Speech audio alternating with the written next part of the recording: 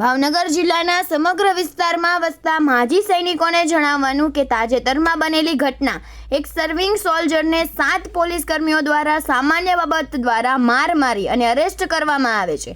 આ ઘટના ગંભીર ગુનો ન હોય અને ગંભીર ગુનામાં ગણાતી ન હોવા છતાં એક સર્વિંગ સોલ્જર જે રાષ્ટ્રની રક્ષા કરતા હોય, પોતાની રજા પર આવેલ હોય તે દરમિયાન સામાન્ય બાબતે પોલીસ દ્વારા તેમને મારપીટ કરીને અરેસ્ટ કરવામાં આવે તે અતિ નિંદનીય છે। આ બાબતે વિરોધ દર્શાવવા માટે ભાવનગર જિલ્લા કલેક્ટરને આવેદન આપવા માટે સમગ્ર જિલ્લાના માજી સૈનિકોએ ભેગા થયા અને આહવાન કરવામાં આવ્યું હતું। રિપોર્ટર ફિરોઝ મલેક, ભાવનગર।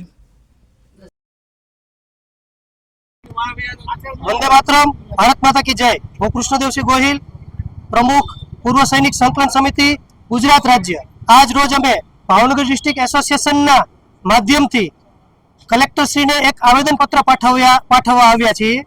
આપ સર્વ જાણો છો કે તારીખ 3ના રોજ હિંમતનગર ખાતે એક સર્વિંગ સોલ્જર જે પોતાની ફરજ દરમિયાન રજા ઉપર આવેલો હોય અને પોતાના પરિવારની કાર લઈ અને માર્કેટની અંદર જરૂરી સામાન લેવા જતા હોય ત્યારે હિંમતનગર પોલીસ દ્વારા એમને રોકવામાં આવે છે। માત્ર રોકવામાં જ નથી આવતા, પરંતુ તેમને ઉશ્કેરી અને કાયદાની વિરુદ્ધ જઈ અને એમની સાથે બર્બરતાપૂર્વક વર્તન કરી એમને ઢોરમાર મારવામાં આવે છે। અને એટલી હદે તે પોલીસ ત્યાં રોકાતી નથી, એમને ત્યાં નજીકની ચેકપોસ્ટની અંદર લઈ જઈ અને 7 થી 8 પોલીસ દ્વારા એને મારી અને ઢસડી અને એમના કપડાં ફાડી અને જાહેરની અંદર એમને પોલીસની ગાડીની અંદર નાખી અને જેલમાં પૂરી દેવામાં આવે છે। હું આપ મીડિયા અને કલેક્ટર સાહેબના માધ્યમથી ગુજરાતભરના જે રાષ્ટ્રપ્રેમી જનતા છે, સરકાર છે, સંગઠનો છે, એમને હું કહેવા માંગુ છું કે એક તરફ સરકાર જે છે એ ઓપરેશન સિંદૂર અને વિવિધ માધ્યમ અને વિવિધ કાર્યક્રમો દ્વારા સૈનિકોનું સન્માન કરે છે। અમારે આવા કોઈ આર્ટિફિશિયલ સન્માનની જરૂર નથી। અમને અમારા હકો મળી જાય ને અમને ખાલી અમારી સાથે રિસ્પેક્ટથી પ્રશાસન છે એ આવે એ જ અમારા માટે મોટું સન્માન છે। મને તો દુઃખ એ બાબતનું લાગે છે કે હિંમતનગરની અંદર શું કોઈ સરકારના ધારાસભ્યો, MP કે MLA નહીં હોય કે જઈ અને તે SP સાહેબને, મારી ત્યાંના SP સાહેબ સાથે 6 થી 7 મિનિટ વાત થયેલી અને SP સાહેબને મેં નમ્રતાપૂર્વક કીધેલું કે સાહેબ આ ઘટના અત્યંત ગંભીર છે, તમે આની ગંભીરતા લ્યો અને ન્યાયિક કાર્યવાહી કરો। છતાં પણ મારી વાતને ગંભીરતાથી સાંભળવામાં ન આવી।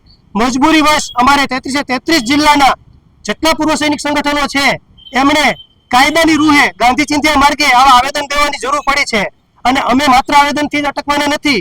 જો 24 કલાકની અંદર સરકાર અને પોલીસ પ્રશાસન દોષીઓ વિરુદ્ધ કોઈ કાર્યવાહી નહીં કરે તો અમે સાબરકાંઠાનો ઘેરાવો કરવાના છીએ અને 100% કરવાના છીએ। ત્યારે એ ભીડને કે ભીષણને રોકવાની તમામ જવાબદારીમાં સરકાર અને પોલીસ પ્રશાસન સંપૂર્ણ જવાબદાર રહેશે। અમે સૈનિક છીએ, અમે ડિસિપ્લિનમાં માનીએ છીએ, અમે સરકારમાં માનીએ છીએ, અમે રાષ્ટ્રવાદી વિચારધારા સાથે જોડાયેલા છીએ, પરંતુ એનો અર્થ એવો બિલકુલ નથી કે અમારા ઉપર અત્યાચાર થાય અને અમે સહન કરી લઈએ। અમારી આર્મીની શીખલાઈ છે, અમારી સાથે કોઈ અન્યાય કરશે તો અમે એનું ચોક્કસપણે રિએક્શન આપશું અને કાયદામાં રહીને આપશું।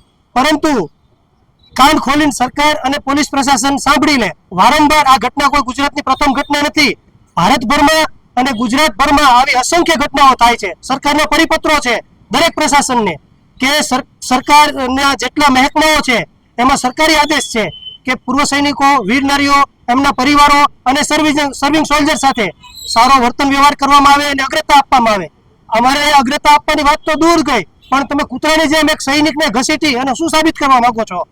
તમે તમારું સાચું સન્માન ઓપરેશન સિંદૂરના નામે કે તમે વિવિધ કાર્યક્રમો ગોઠવીને સૈનિકોના નામે જો મત માગી શકતા હો તો મારે તમને જરૂર ટકોર કરવી છે।